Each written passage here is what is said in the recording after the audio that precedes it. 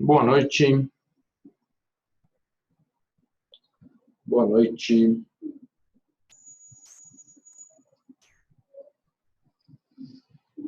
Aí dando mais um tempinho para o povo chegando. Logo começamos.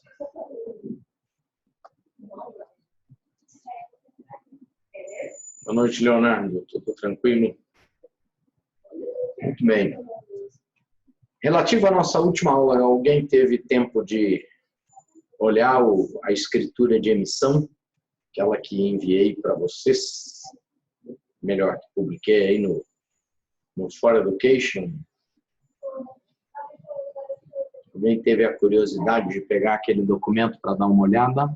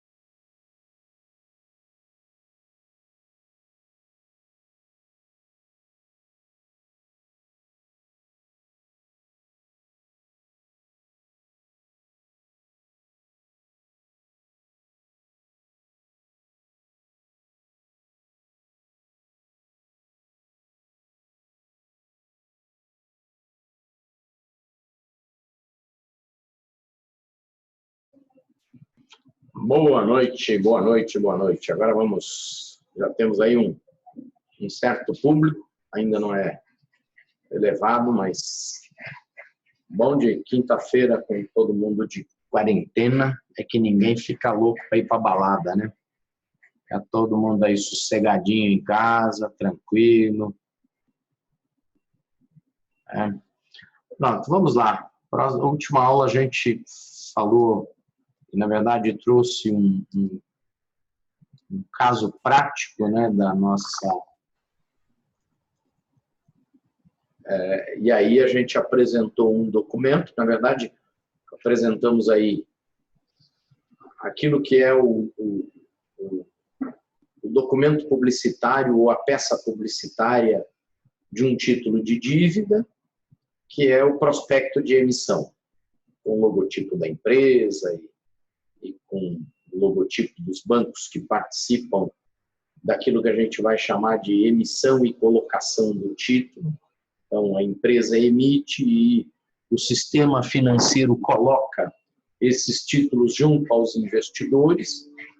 E aí, esse prospecto de emissão, ele normalmente traz uma série de informações, que são informações relativas à escritura de emissão, que era esse documento que a gente mostrou para vocês na última aula, a princípio trazendo, né, e aí essa escritura aí registrada e guardada na junta comercial, mas também você vai ter esse mesmo documento guardado em um cartório. Então, esse documento ele vai trazer tudo que diz respeito àquele título de dívida. Então, um título de dívida, ele vai dizer, então, se eu quiser saber, ou se eu quiser comprar um título de dívida, é interessante que eu busque este documento, até para que eu tome conhecimento de tudo que diz respeito ao título. Então, na última aula, falamos aí a respeito de garantias, enfim, falamos da característica da emissão, né? Então, quantas debêntures, se vai ser em uma única série ou em diferentes séries, se tem garantia, como é que funciona essa garantia, enfim, garantia real, garantia quirografária, enfim, tudo aí a respeito da emissão. E aí depois, na página 12 do documento, né, a gente tinha aí na cláusula 4ª, características da debênture, e aí isso é que realmente vai nos importar. Lembrando, lá na característica da emissão tem um detalhe importante também, que é o que a empresa vai fazer com o dinheiro que ela está tomando emprestado. Okay?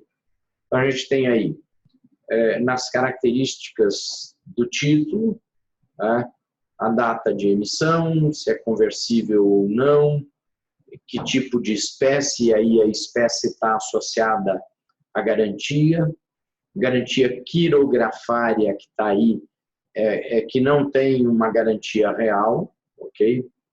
Só que essa daqui, ela foi emitida sem garantia real, mas com o tempo seria transferido para uma garantia, não sei se lembram, 120% acima do valor da dívida. E aí a gente viu que era um título com uma boa qualidade de risco, né? Então um título AA, então naquela categoria de risco que a gente chegou a olhar, segundo a agência Moody's, a empresa ela está no 2º grau de risco, então no segundo degrau do mais alto para o mais baixo, então é um título que oferece um reduzido risco de inadimplência ou um reduzido risco de crédito. Depois, tipo e forma, tá? Então, nominativas e escriturais, então não temos aqui a emissão de cautela. Valor nominal unitário ou valor de face, lembrando, esses dois valores eles têm uma relação muito forte, né? Então, que na verdade são sinônimos, né? O valor nominal e o valor de face vão ser sinônimos, né? Porque está nominalmente escrito no título ou porque está estampado na face do título, então seriam aí os dois elementos. A gente viu que essa debênture em especial, ela estava sendo emitida na sua totalidade para resgatar uma nota promissória, e na verdade 144 notas promissórias, e a gente viu que eram notas promissórias de um valor elevado. Então, e a gente diz que essa operação ela troca o perfil da dívida, então eu tenho uma dívida concentrada em poucos compradores e com um vencimento único. E aí eu pego e emito um outro título pulverizado com um maior número de participação de investidores, com um prazo mais longo para substituir. Mas vejam, o uso do dinheiro desse título poderia ser para qualquer outra finalidade. Compra de máquina, compra de equipamento, financiamento de capital de giro, enfim, as finalidades que o dinheiro o destino que o dinheiro vai ganhar, pode ser o mais variado possível, porém, ele deve estar escrito na escritura de emissão. Então, esse documento está lá no cartório. Aí a gente falou a respeito da remuneração, e aí a gente tem uma equaçãozinha, e aí todo o título a gente vai ter uma descrição e uma descrição pormenorizada de como é remunerado o título. Então, quanto paga, qual é a referência, quantos dias, quantas casas decimais, como é que vai calcular o item. Por exemplo, aqui ó, os juros. Então, o juro vai ser o meu valor nominal vezes o fator de juros menos 1, fator nominal, e, na verdade, um fator nominal atualizado. E aí eu tenho qual é o valor da minha taxa ou da taxa que eu vou usar para a remuneração do título.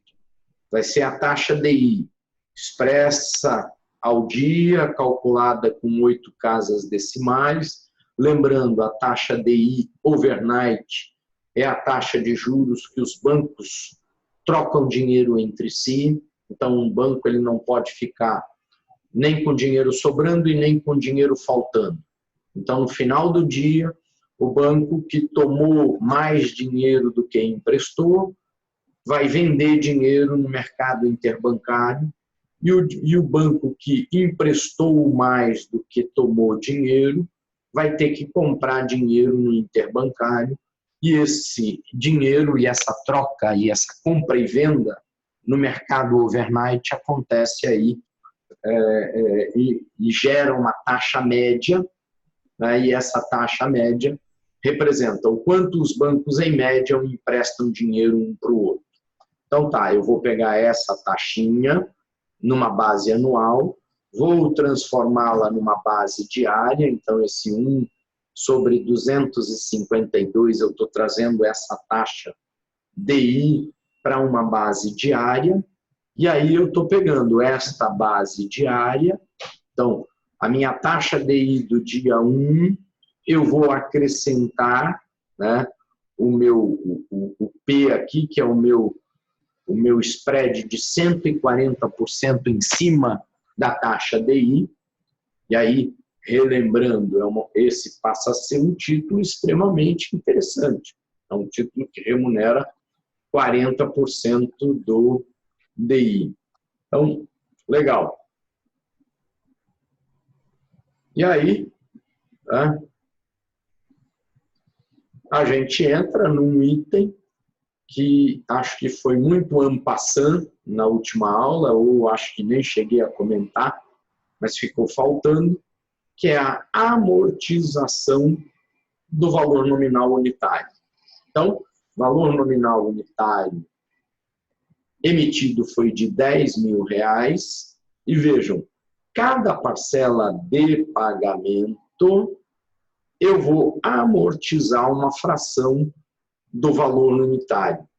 Então, se a gente fizer aqui, ó, essa amortização vai acontecer em 37 parcelas.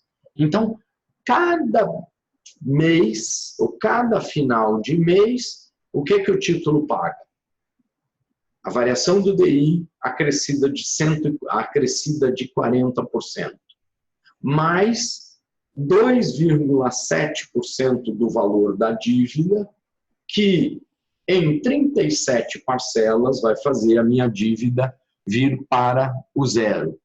Então, eu tenho aquilo que na matemática financeira a gente aprendeu, ouviu, como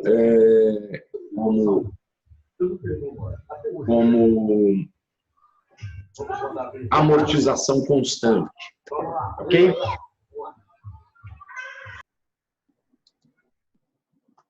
Tudo bem? Tudo certo? Perguntas? Sem perguntas?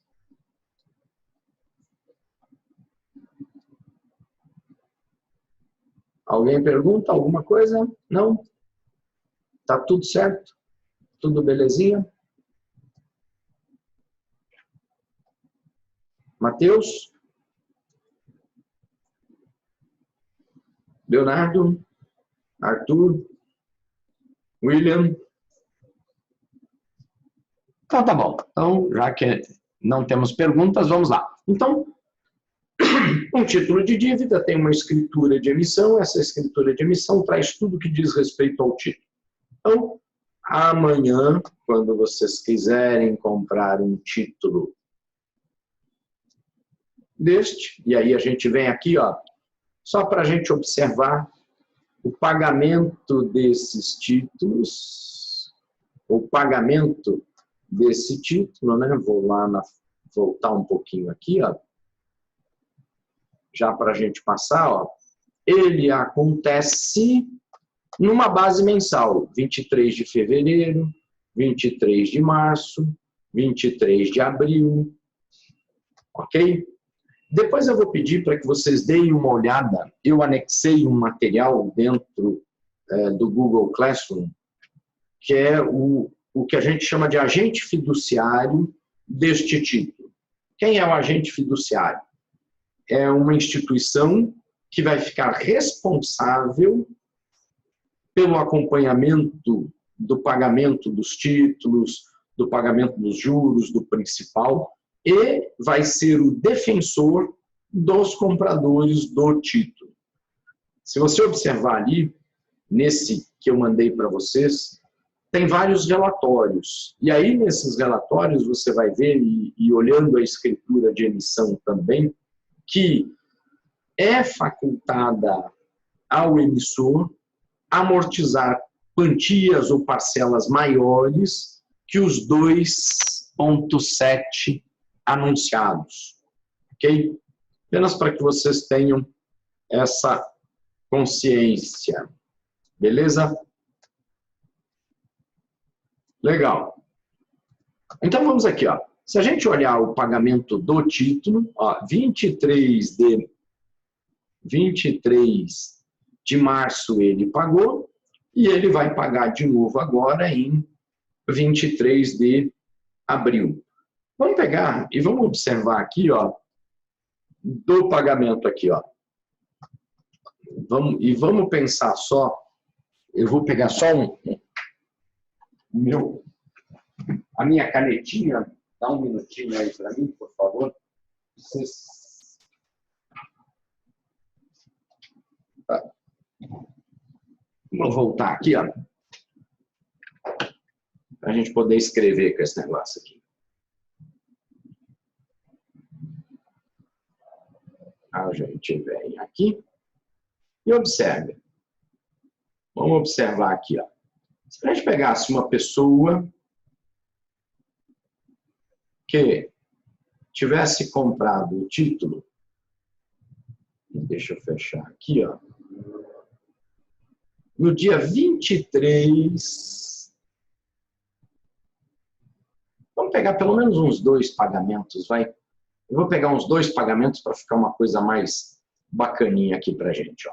23/12, o cara comprou o título, e aí só para lembrar vocês, o título ele vem naquilo que a gente chama de título cheio. Então, ó, no dia 20/12, o título estava cheio e valia R$ 3.593. Aí, no dia 23/12, ele pagou juros e a amortização do principal. Então, ó, eu tinha um título que valia R$ 359,90 e ele passou a valer R$ 3.433,31, representando, neste caso, o quanto esse investidor receberia de juros. Não vai ser o nosso caso. No nosso caso, a gente está comprando este título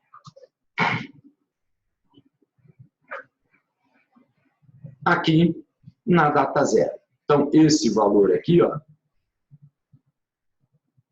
3.433,31, vou FCLX, Ctrl V, negativo. Então, este valor aqui é o primeiro valor do meu fluxo de caixa. Então, G, CF0. Aí, ó, em 23/1, a gente teve um pagamento. Quanto foi o pagamento? O título cheio valia R$ 3.449,78. Vou puxar ele aqui, Ctrl V, Enter, e pagou juros e amortização do principal e ficou R$ 3.290,26. Vamos pegar aqui e vamos subtrair. Então, ó, No mês de janeiro, esse título pagou R$ 159,52. Então, GCFJ. Então, para cada título que eu tinha, recebi isso aqui. E aí, vamos lá. Apenas também para coincidência, vamos chegar aqui, ó. Em fevereiro, então, o título cheio, no dia 21 de fevereiro, era 3.306. Vou dar um Ctrl V aqui, Enter, e depois o título vazio, 3.147,20. Este aqui, menos, então, R$ 149,14 foi o que pagou de juros no período 2. E vamos caminhar aqui e vamos dizer o seguinte: nós vendemos o título um dia antes dele pagar os direitos. Então, vendemos o título cheio. Se vendemos o título cheio, 3.159,23 vai ser o nosso último fluxo, GCFJ. Se a gente fosse escrever o fluxo de caixa deste título, seria o que estava lá no zero. Vamos pegar aqui, ó. Eu investi 3.433,31. 3.433,31. No primeiro mês, eu recebi 159 e um quebradinho, que não me lembro dele, mas vamos aqui. Recall 01, 159,52.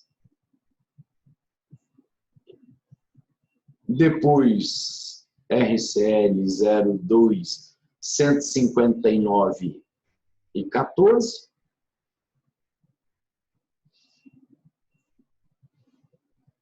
Então, em janeiro recebemos isso, em fevereiro 159,14.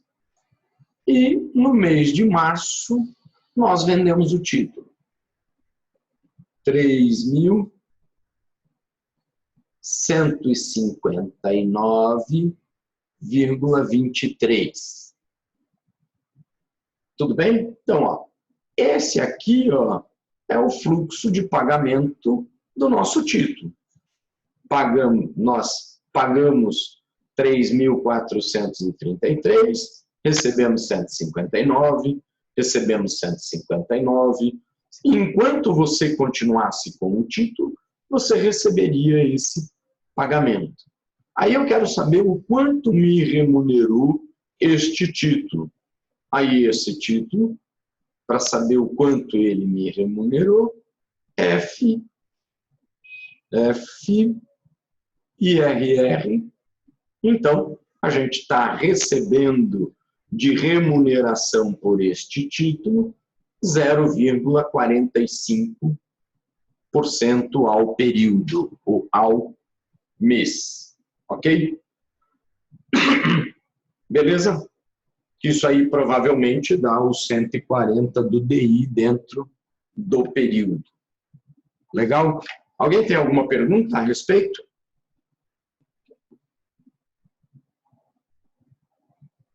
Leide? Não? Então tá bom. Então, já que não temos perguntas, vamos dar um clear all aqui para todo mundo. Fecha aqui. Vamos aqui. Alguma pergunta, Leidiane? Tudo certo? Pronto.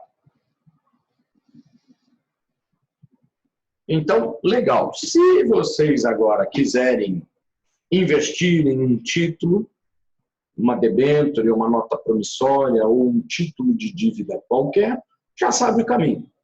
Procurar a escritura de emissão, avaliar a escritura de emissão, e aí, a partir da escritura de emissão, decidir se compensa ou não colocar o seu dinheiro nessa alternativa. Beleza?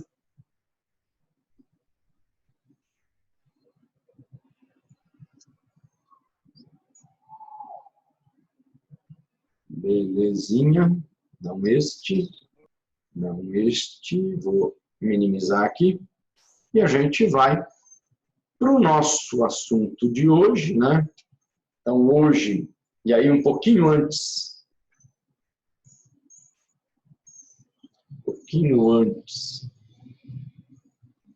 deixa eu só pegar aqui que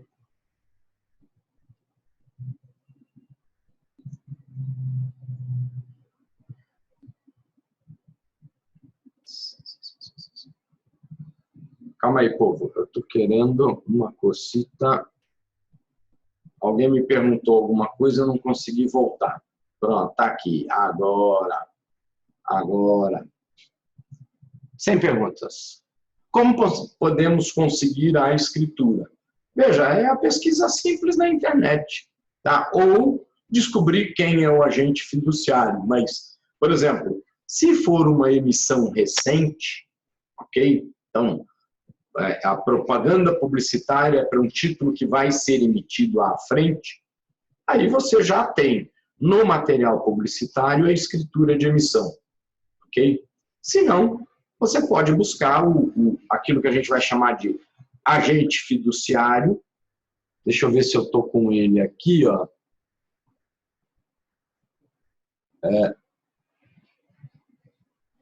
Foi um dos links que eu mandei para vocês.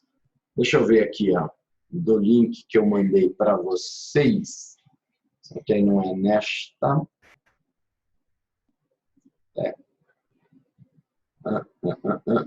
Acá. Atividades. Dentro deste agente fiduciário, ó. Então, veja, essa instituição financeira, a corretora Planner, ela é o que a gente chama de agente fiduciário, que é quem vai tomar conta desse papel. Aí, ó, veja, eu tenho escritura de emissão e aditamentos, então tudo que foi aditado, tudo que foi entrando, contratos de garantia, então onde é que estão cada um dos meus contratos de garantia, o relatório que eu disse para vocês, ó, o título tem vencimento em 2019, em 2023, desculpa. Aí, ó, 2016, 2017, 2018, o relatório, então, o que aconteceu dentro do período. Então, vamos aqui, ó, rapidamente abrindo esse documento.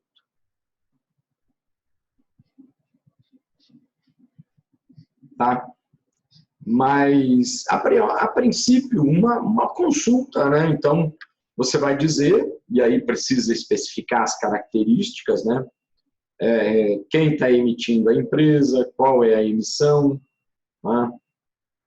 E aí você chega na escritura. A gente vai ter, talvez, aí um pouco mais de dificuldade quando é um título mais antigo, tá?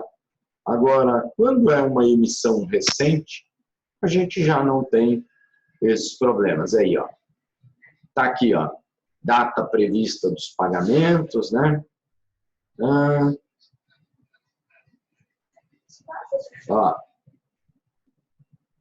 Aquilo que a gente falou, ó. Vai amortizando período a período. Ó. Data que teve amortização e que teve... Enfim, então vai trazer aí todas essas informações. Tudo bem, Lidiane? Legal. Então, tiramos ou levantamos aqui tudo que o título tem. ok? Então, importante para a gente é escritura de emissão. Vamos lá. Vamos avançar para esse que provavelmente vai ser o último assunto antes da nossa avaliação. Tá? Então, lá quando falamos em título de dívida, nós falamos que uma empresa, para financiar a sua atividade, e eu vou colocar ela aqui, ó, vou chamar rapidamente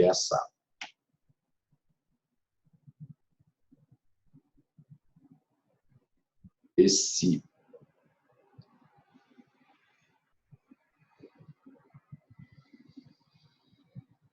que foi o que a gente falou na nossa...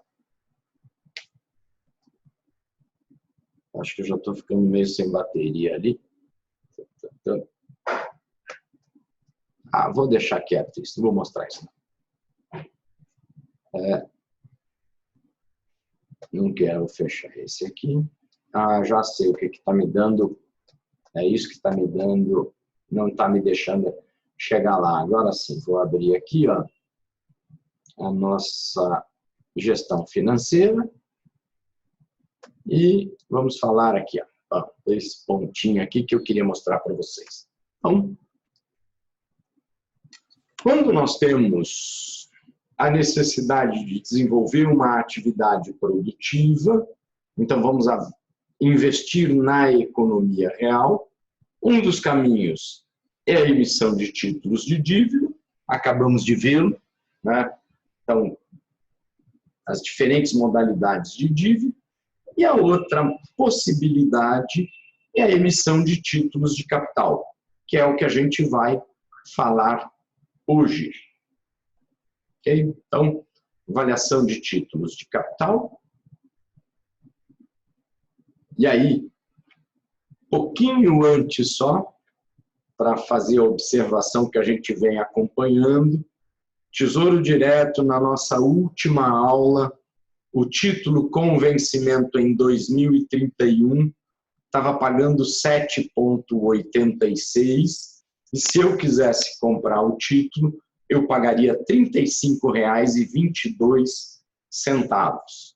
Vejam que hoje a taxa de juros para esse título subiu para 8, e aí, ó, o título perdeu valor. Lembrando aquilo que já falamos, um título de dívida. Deixa eu pegar uma caneta,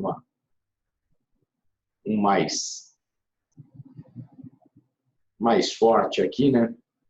Então, a taxa de juros, se ela sobe, o título perde valor, se ela cai, o título ganha valor.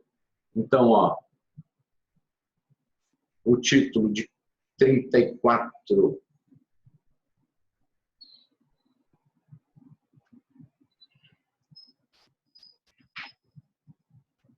valia 35,22. 35,22 é o que ele valia na nossa última aula, na segunda-feira. Como existiu uma elevação da taxa de juros, esse título passou para 34,90.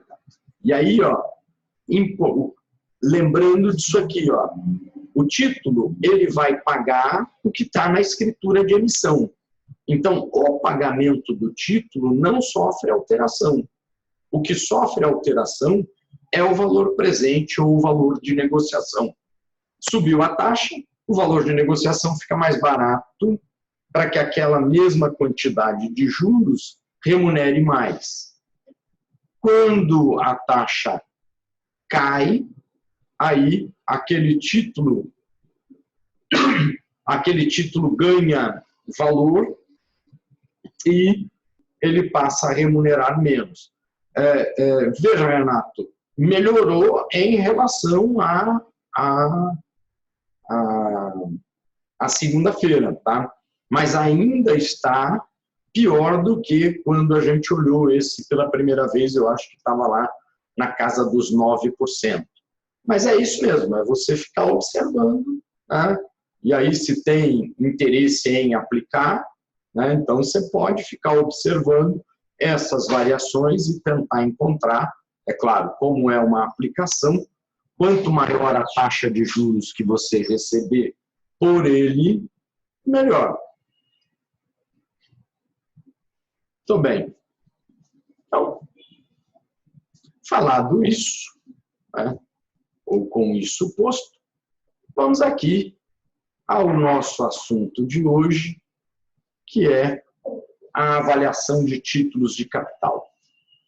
Quando a gente olha um título de capital, e aí a gente vai entender por título de capital ações de emissão desta empresa, e aí,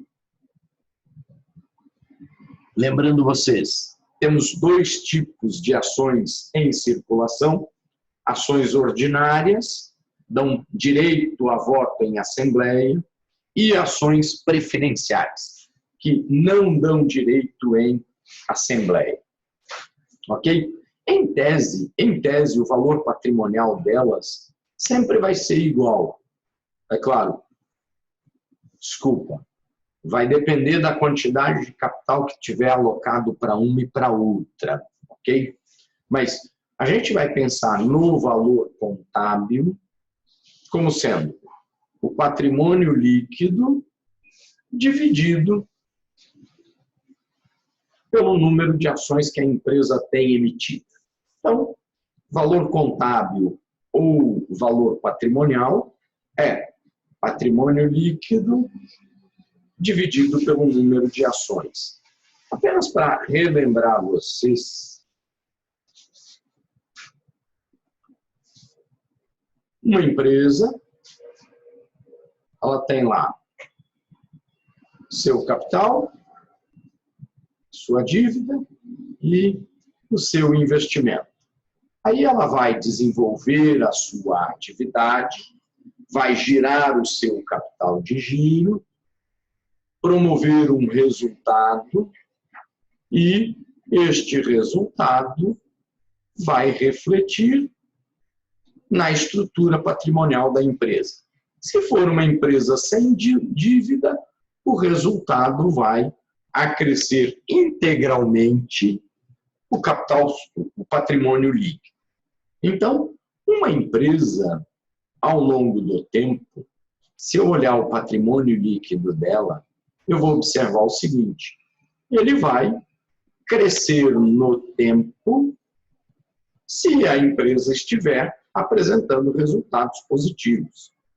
Então, se eu tiver lucro ano a ano, então o meu patrimônio líquido no ano 1 é o meu patrimônio líquido no ano 0 mais o lucro que eu tive.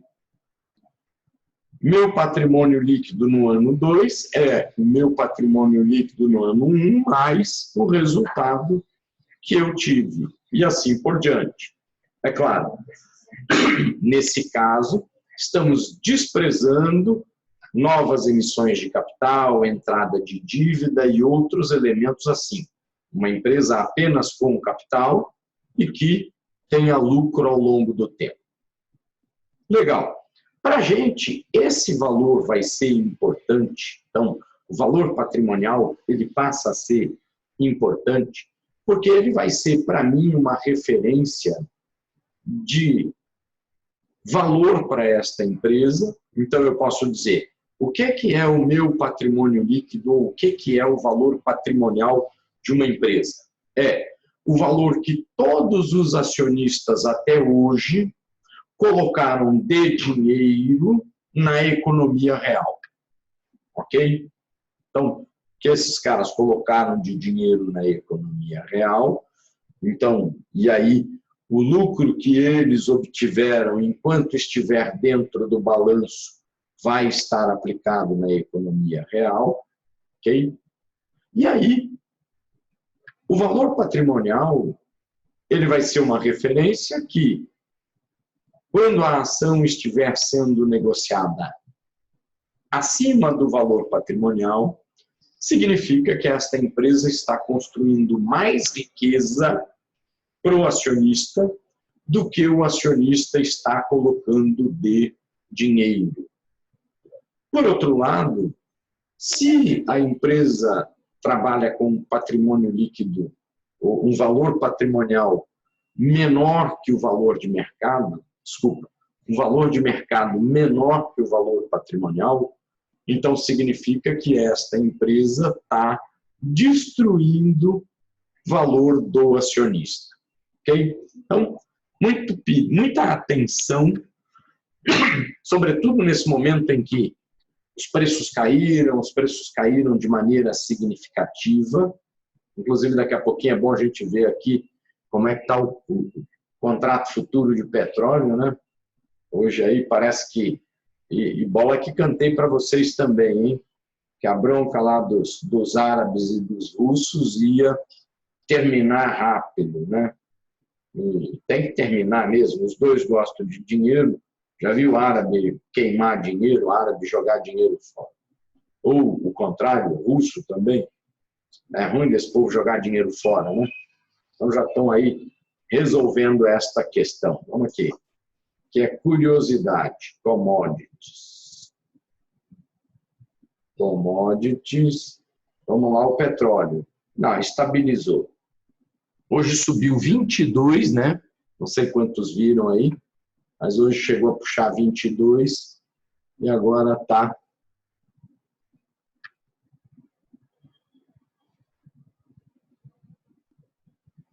Pode ser que sim, viu, Renato? Pode ser que ganhe preço. Hoje puxou 22%, né? Vamos ver aí.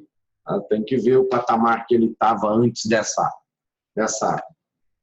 derrocada toda. Sim, subiu bem, carregou Petrobras junto, né? Petrobras aí subiu 10%. Mas legal, vamos aqui, ó. Então, o valor contábil é isso. Estou aqui. Depois, a gente vai ter uma outra questão que a gente vai chamar de valor econômico. E aí, vejam, o valor econômico é o valor que cada diferente investidor tem, ou a ideia de valor que cada um dos diferentes investidores tem a respeito de uma determinada ação. Acho que a gente já fez um exercício em sala, né, no qual a gente coletou diferentes taxas de juros exigidas. Eu acho que foi até uma das aulas online que a gente fez aí há tempos atrás. E o valor econômico, na verdade, ele é uma percepção pessoal de cada um. Então, é a minha estimativa de pagamentos que uma determinada ação vai me oferecer, descontado por uma taxa de juros. Tá? Então, eu vou verificar ou vou estimar os benefícios econômicos que aquela empresa vai produzir e vou descontar pela taxa exigida pelo acionista. Lembrando, a taxa exigida pelo acionista é o risk-free, mais o prêmio por risco.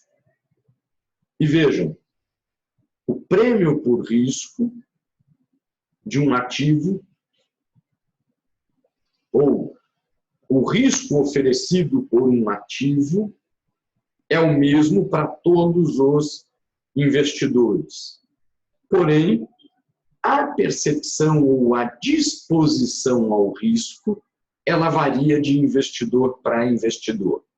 Então, eu vou encontrar investidores mais dispostos e mais aptos ao risco e vou encontrar investidores mais resistentes ou mais avessos ao risco. E a gente tem o nosso terceiro e último valor, que é o valor de mercado. Então, quem é o valor de mercado? É esse valor que observamos dia a dia no pregão. Então, o pregão nada mais é do que o formador de preço de mercado ao longo do tempo. Então, vejam, esses três valores, eles estão associados à empresa com o tempo.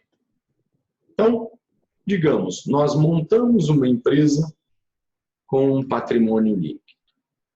E aí esta empresa, na economia real, gerou um ganho, e aí eu tenho que, no período 1, a minha empresa é patrimônio líquido mais um ganho.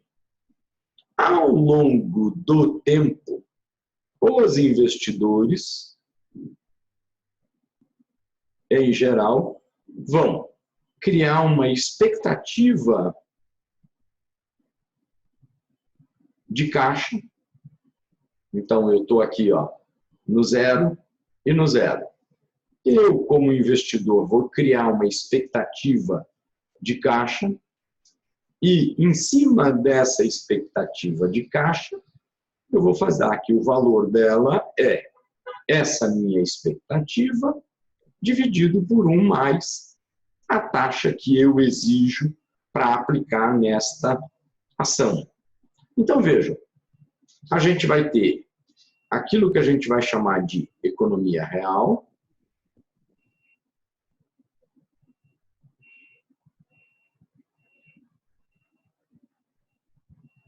formando o preço. E o preço de mercado, ele flutuando, é claro, de preferência, ao redor do valor na economia real. Tudo bem? Beleza? Legal, então temos 3 valores. Eles estão intimamente ligados.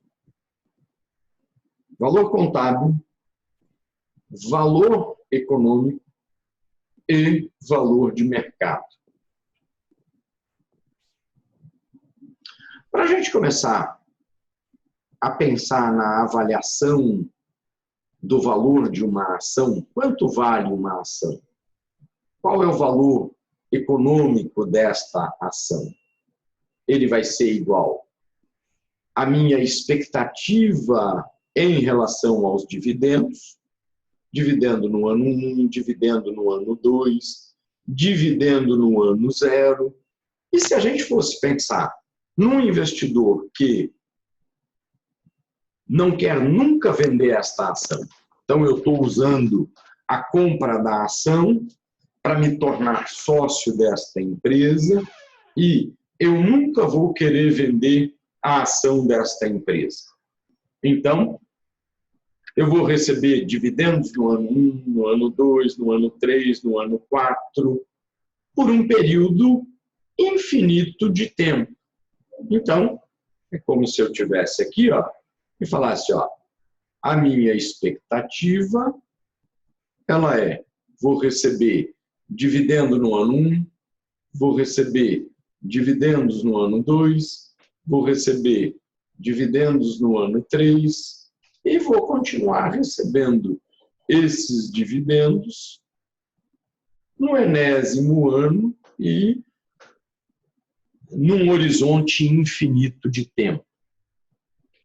Não preciso dizer para vocês que, apesar da gente poder adotar esta abordagem, a estimativa dos dividendos que estão muito distantes no tempo torna-se uma tarefa, eu diria que praticamente impossível.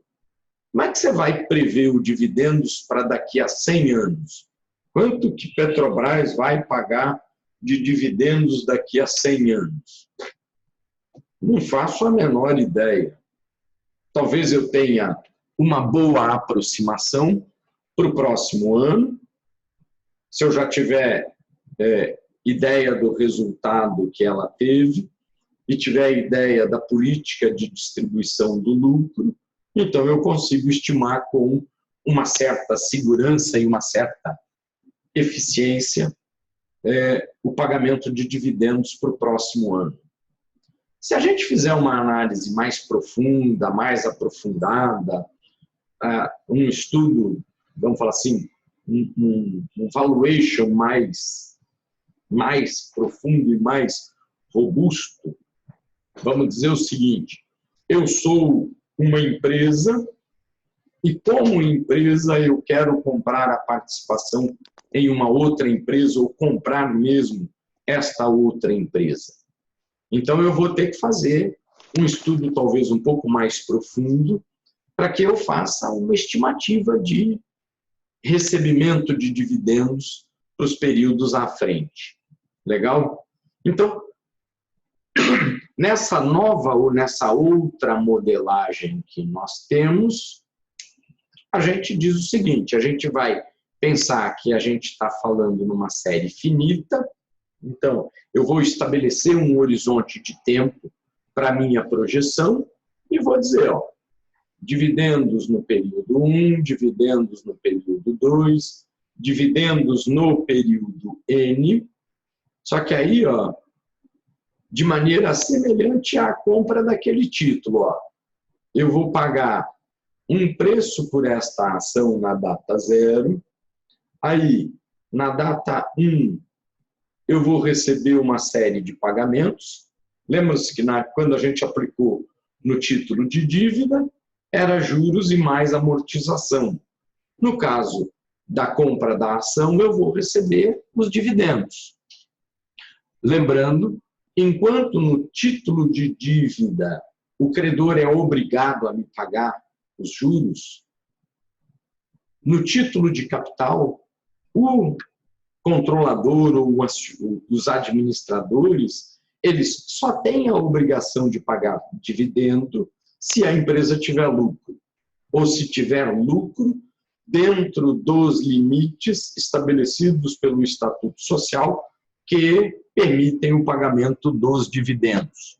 Ok? Caso contrário, o acionista vai ficar sem receber. Mas aí a gente vai estimar dividendo 2, dividendo N, mas aí num período finito de tempo, só que no período N eu não vou receber só o dividendos. Eu vou receber o dividendos e vou receber o valor da ação no período N. Vejam que daqui eu também tenho uma dificuldade de estabelecer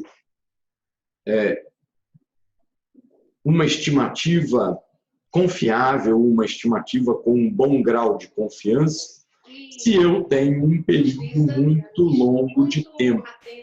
Então, o ideal é, nesses tipos de avaliação, limitar o seu período. Quero comprar uma empresa, então a gente vai, faz uma avaliação profunda, faz uma estimativa mais detalhada e mais apurada, mas para um horizonte de tempo, sei lá, de 2, 3, 4, 5 anos no máximo. Tudo bem? Um pouquinho para frente a gente vai ver, e na verdade quando a gente estiver falando em investimento de capital, então seria aí a segunda parte da nossa disciplina, a gente vai ver que é possível, a partir da projeção de balanço, eu fazer uma projeção do valor contábil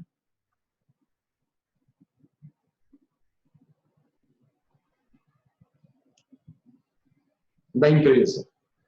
Só que a gente já sabe, o valor contábil é uma referência que nem sempre representa ou reflete o quanto a ação está negociada em mercado. Mas, para o propósito de avaliação do título, eu acho que vale aí como uma boa aproximação. Tudo bem? Beleza? Perguntas até aqui?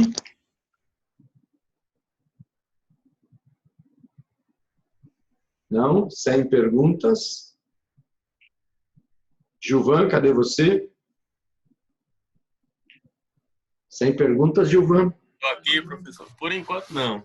Por enquanto, tá beleza? Pronto, Leidiane também. Beleza, tranquilo. Então lá, se a gente olhar, ó, vejam, a gente sempre vai estar diante desse tipo de fluxo de caixa. E aí, ó, se é dívida, eu comprei a dívida e recebo juros e recebo o principal. Se é ações, eu compro a ação, eu recebo dividendos e recebo o dinheiro da venda da ação. Então, de certa forma, os títulos eles são muito parecidos. E o valor do título é o valor descontado, o valor do fluxo de caixa descontado pelo retorno exigido, que é retorno sem risco mais prêmio por risco. Ok? Então, vejam, flutuações nas condições de mercado podem alterar as minhas condições de risco e políticas em relação à taxa Selic vão poder variar a minha referência em termos de taxa. Quando o mercado está em condições normais, ok? A gente consegue manter uma certa referência, estabilidade e até mesmo previsibilidade do que acontece com um título, com o valor de um título. Agora, quando a gente entra num momento de crise, a gente tem aí flutuações maiores que às vezes comprometem esta avaliação. Desculpa. Legal.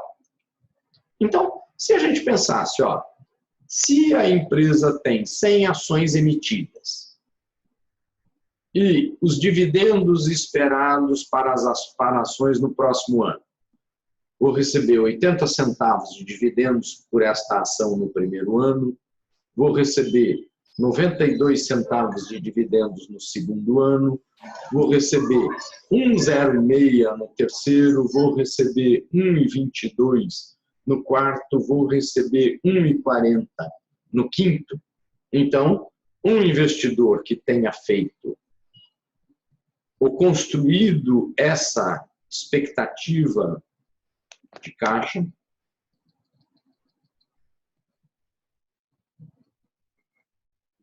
e que tenha como taxa exigida 20%.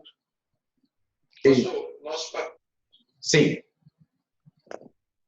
Tem pergunta? Sim? Alguém na pergunta? Então, legal.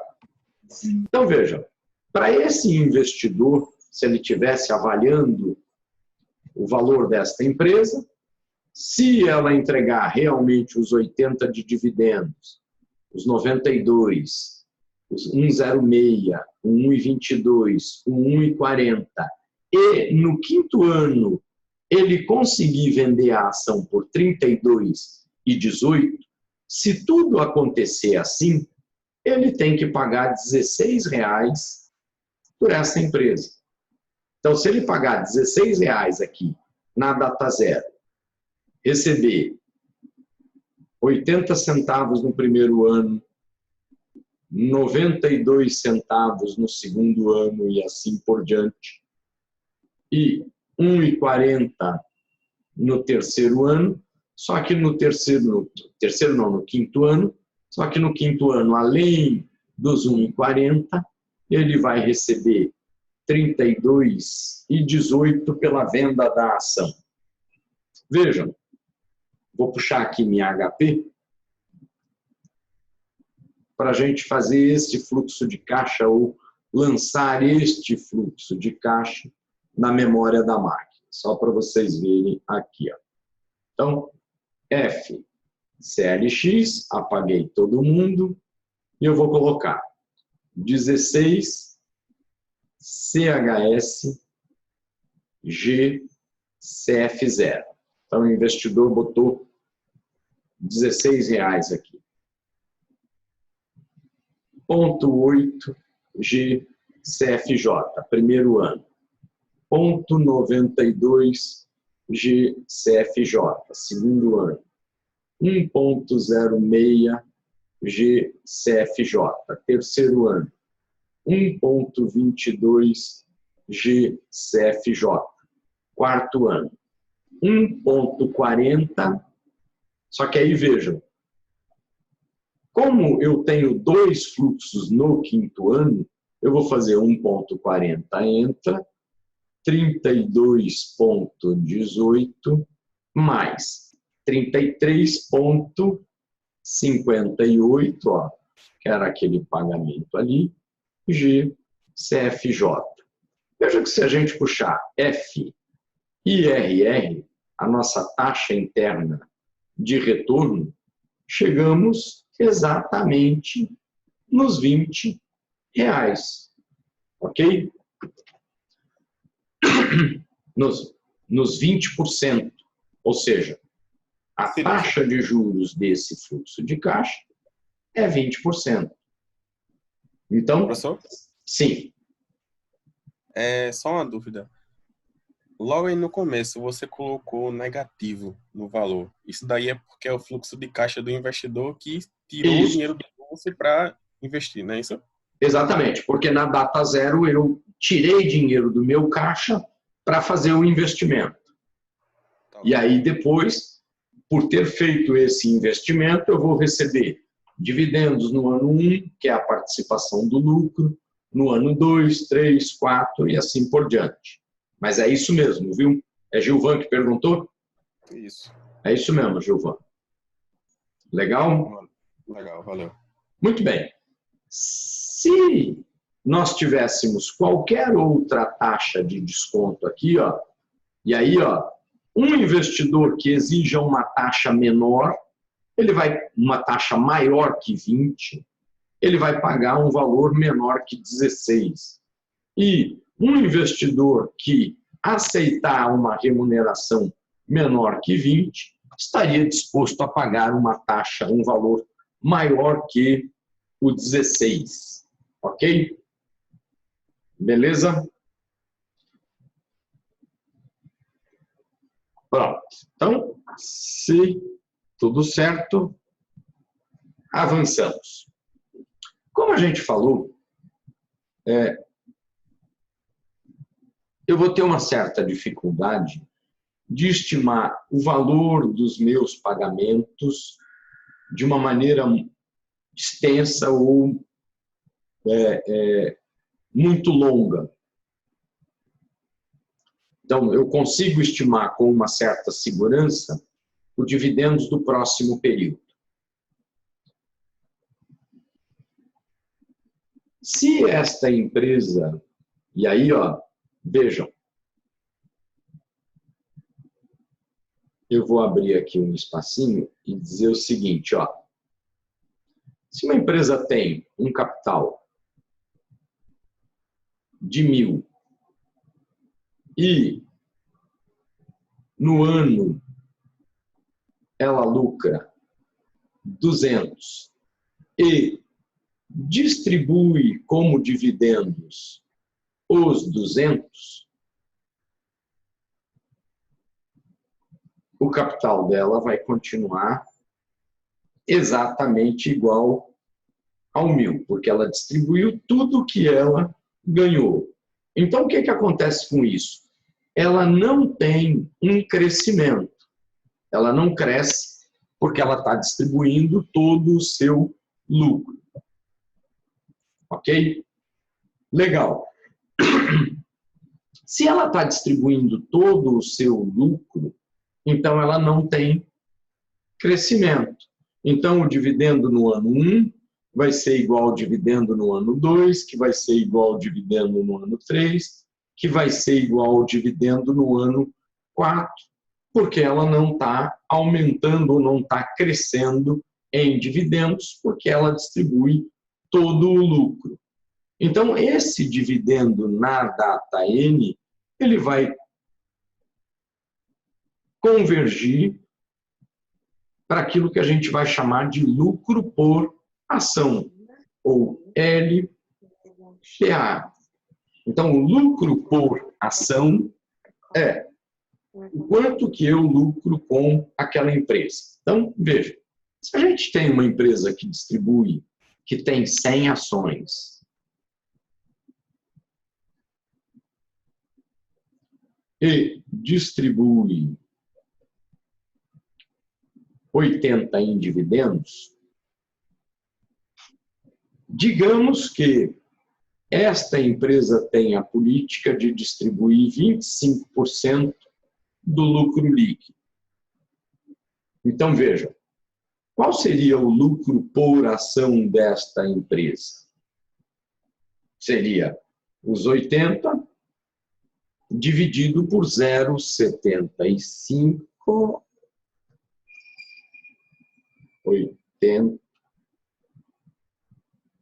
80, 0,75, não, deixa eu fazer o contrário, 320, 25%, 80, isso, menos 240, ok, legal, então, 80, 320 vai ser o meu lucro por ação. Como eu distribuo de dividendos 25% desse lucro, eu vou distribuir 80 de dividendos e o meu lucro retido vai ser de 240. Vejam que, se eu distribuir parte do meu lucro, eu vou reinvestir a outra parte. Agora, se eu distribuir 100% do meu lucro, eu vou distribuir os 320. Então, vejam, o preço dessa ação seria R$ 3,20, dividido pela taxa exigida pelo investidor, que no nosso exemplo aqui é 20%.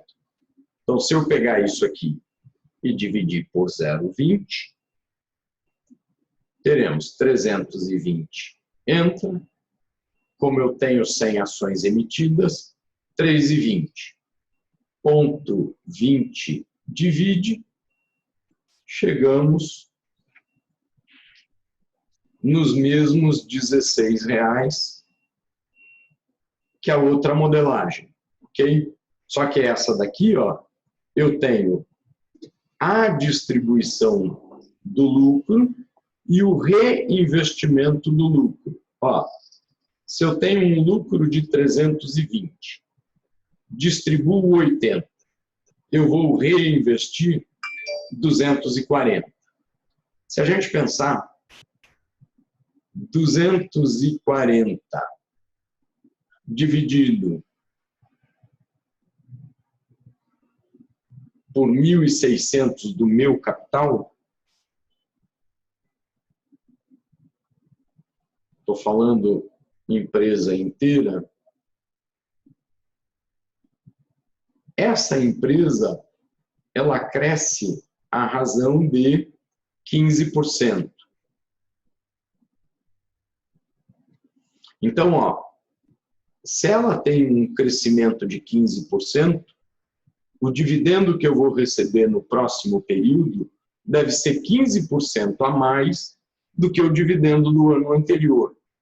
Então, ó, se eu pegar 80 de dividendos do ano 1, 15% mais, eu vou receber os 92.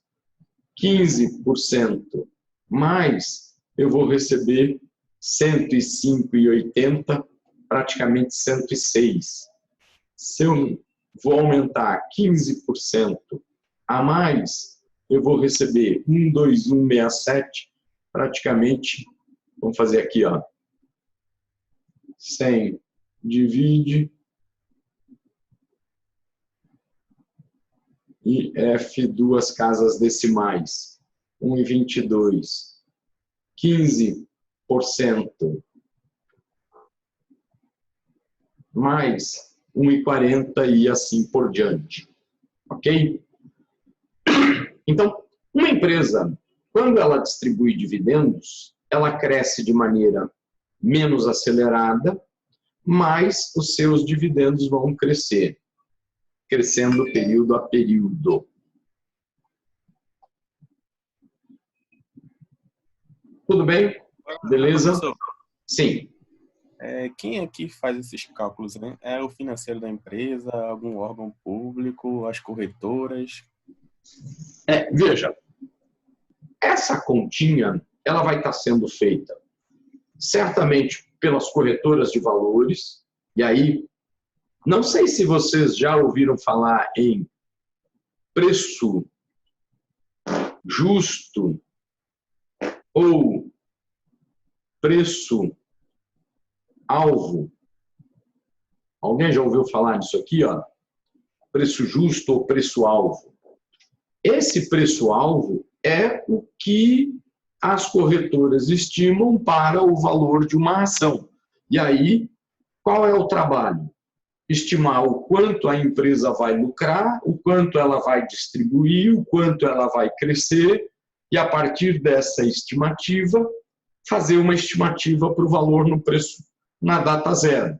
Então, isso vai ser feito pelas corretoras, certamente, vai ser feito pelos investidores, aqueles que quiserem, vamos falar assim, fazer as suas próprias contas, e eu recomendo, se você quer se tornar um investidor, o ideal é que você tenha o domínio e o controle de tudo, até porque se é você que fez a estimativa, amanhã você vai saber dizer quais foram os parâmetros que você acertou na sua estimativa, qual que errou e etc. E aí a pergunta do Gilvan avança, né? A empresa vai fazer essas contas? Sim, a empresa vai estar fazendo essas contas.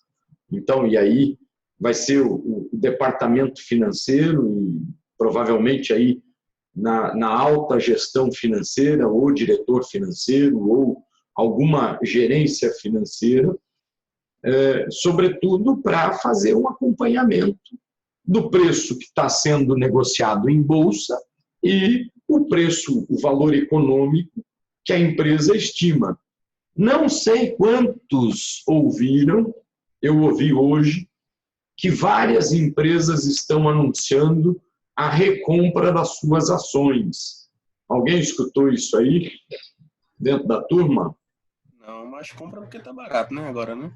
Exatamente. Então, na hora que a empresa vai fazer as suas contas, ela vai falar, opa, essa ação hoje está sendo negociada abaixo do seu valor real. Então, as empresas em geral, e aí, ó, quer uma boa dica de que ações comprar neste momento? Fique atento a isso, ao anúncio da própria empresa de recompra das próprias ações. Porque como são sociedade anônima de capital aberto, elas são obrigadas a fazer o anúncio público da recompra das suas ações.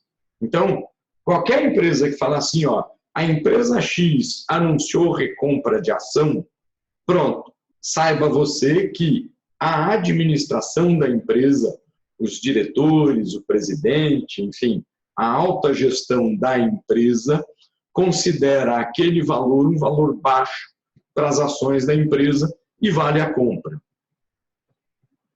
Ok? Aí a gente não precisa nem fazer muita força. A conta os outros já fazem para a gente. Mas se quiser fazer é bom. Até porque vai valer nota aqui na disciplina do Silas. Vai valer. Ok? Beleza?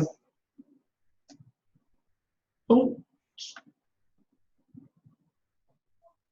como a gente falou, existe a possibilidade, quando a empresa, ó, então, a empresa aumenta os dividendos ao longo do tempo, como eu acabei de falar com vocês, na medida em que reinveste o lucro retido e promove uma taxa de crescimento, que a gente vai chamar de G. Ó, então, ó, se eu tenho uma empresa de 1.000 e esta empresa lucrou 20% no próximo ano, eu tenho uma empresa de 1.200.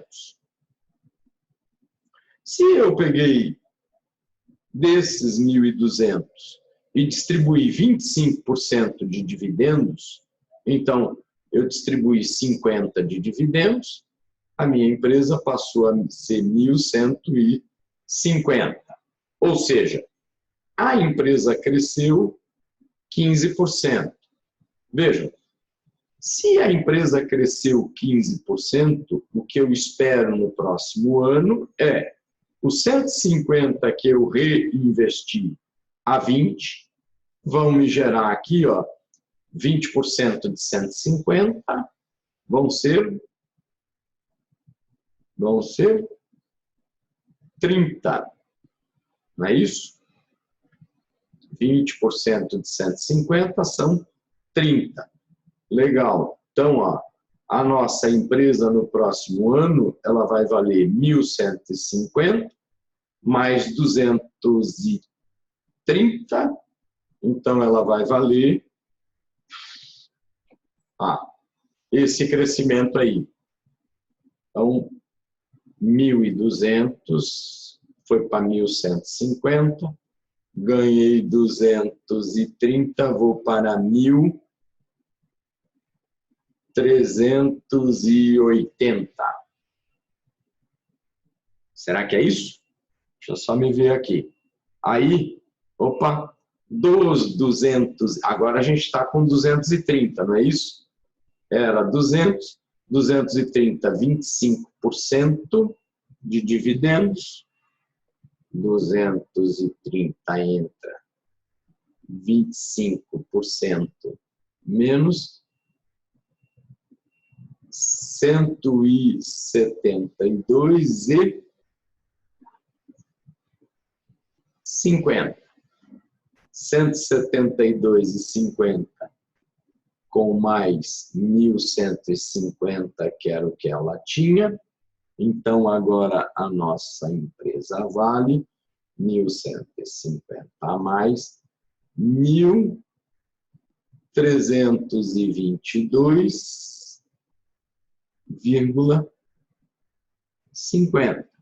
1.322,50 entra 1.150 divide 1 menos 100 vezes. Ou seja, ó, a empresa cresceu de 1.150 para 1.322,50, ela cresceu 15%. Tudo bem? Então, vejam, essa empresa ela vai crescer em 15%, então eu aumento o tamanho da minha empresa, eu aumento o tamanho do meu dividendos, e aí a gente vem para esse modelo aqui, que me diz que o preço da ação é igual ao dividendo previsto para o próximo período, e aí vejam, esse modelo agora, eu não tenho mais que pegar um horizonte longo de pagamento de dividendos. Eu estou pegando e criando uma expectativa apenas para próximo pagamento de dividendos. Então, o próximo pagamento de dividendos vai ser de 80 centavos. E aí eu vou dividir pela taxa exigida pelo acionista, que continua igual ao 0,20, menos o G, que é a taxa de crescimento da empresa. Então, a taxa de crescimento desta empresa nós já vimos e vale 15%. Então, o preço desta ação na data zero é 0,80, 0,20 menos 0,15, isso aqui 0,80 dividido por 0,05. Então, 0,80 entra, 0,05 divide, chegamos aos mesmos 16. Então, veja, 3 modelos que usamos. O primeiro deles, eu tenho que estimar o pagamento de dividendos numa série infinita. Tá, eu tenho dificuldade para prever ou para estimar uma série muito longa. Então, tá. Então, vamos reduzir o tamanho da nossa série e trabalhar com uma série de tamanho infinito. Então, eu vou estabelecer uma série, então uma série de pagamentos, só que eu ainda vou ter essa dificuldade. Por quê? Por melhores que sejam as minhas ferramentas de previsão do próximo exercício e dos próximos anos, eu sempre estou sujeito a uma situação adversa, como, por exemplo, a crise do coronavírus. Imagina, eu poderia ter feito uma bela estimativa, porém, coronavírus apareceu de uma hora para outra e aquelas minhas previsões muito distantes ficaram, talvez, aí comprometidas. Então, eu posso, melhorar esse aspecto, né? Então, diminuir esse período de tempo, dizendo o seguinte, ó, eu vou dizer que a empresa não distribui dividendos, na verdade, ela retém e reaplica todo o seu dividendos ano a ano. Então, se ela retém dividendos e não reaplica os dividendos em todos os períodos vão ser iguais e serão iguais ao lucro por ação. Então, vejam, agora a minha necessidade de estimativa é de apenas o lucro por ação do período seguinte. Então, se eu estimar qual vai ser o lucro por ação no período seguinte, eu já consigo estimar o preço da ação hoje. Então, eu já reduzi a minha dificuldade de previsão para um modelo ou para um período mais curto. E, por fim, o nosso último modelo para hoje, que é o modelo dos dividendos crescentes. Então, na medida em que a gente encontra a taxa de crescimento da empresa e dos dividendos, então eu preciso estimar somente os dividendos para o próximo período e a taxa de crescimento desta empresa. Tá bom? Beleza? Muito bem. Então, paramos por aqui hoje, ficamos nesta tocada, e agora que eu completei avaliação de títulos de dívida e avaliação de títulos de capital, agora sim eu vou colocar umas listas de exercício para vocês, que eu fui olhar nas minhas listas pré-feitas, e elas já estavam todas só de título de dívida, só título... E aí, juntar tudo, quer dizer, título de dívida com capital, então eu vou reaproveitar essas listas para passar para vocês. Beleza? Então tá bom. Por hoje ficamos por aqui. Vamos fazer aquela nossa velha e boa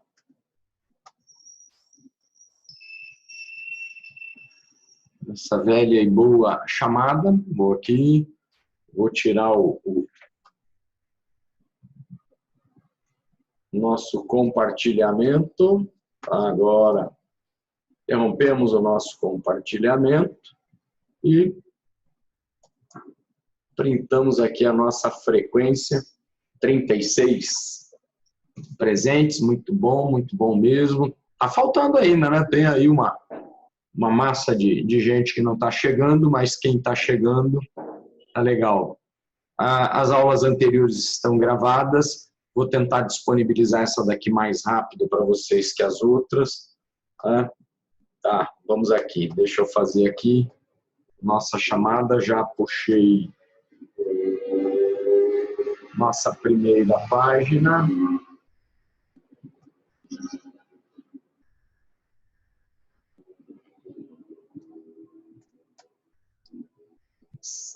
como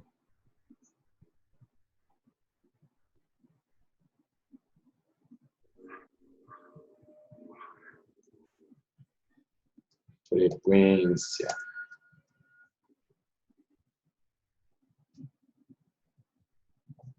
Pronto. E mais uma só. Espere um minutinho. Mais uma aqui.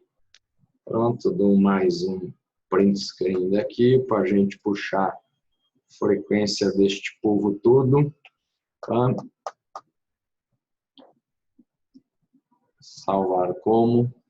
Essa daqui vai ser a minha segunda. Pronto, legal. Registrado. Boa noite para todos e todas. Até a próxima aula. Tchau, tchau.